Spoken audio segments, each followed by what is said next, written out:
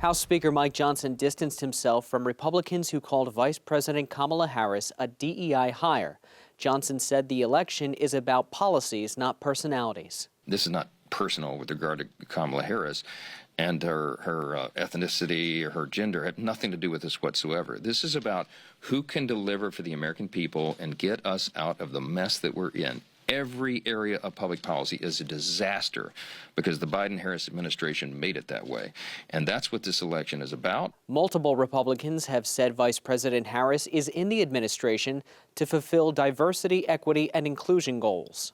Congressman Tim Burchett called her a DEI hire. Congressman Burgess Owens called her the greatest example of DEI. Congressman Glenn Grothman said Democrats have to stick with her because of her ethnic background. Whenever you hear DEI, I want you to think about the N-word. I want you to think about racial slurs. That's what they actually mean. Republicans strongly oppose DEI. They've introduced bills to ban DEI programs in the federal government, pension investments, K-12 schools, and more. While Speaker Johnson is not using that language, Republicans who did are not changing their tune.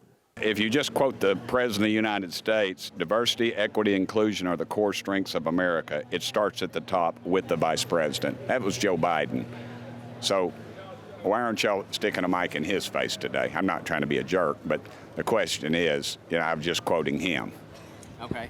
But let me ask you this. If she was a senator, a state attorney general, and a prosecutor, and she's entirely qualified, why does it matter if the color of her skin was also a consideration in choosing her? Great example. I didn't say that. She's done a terrible job as vice president. She was our border czar, and look what we got, 14 million illegals over the border, Chinese communists over 100,000 there, terrorists been on the border, they've been captured, been released. I mean, that's her qualifications right there.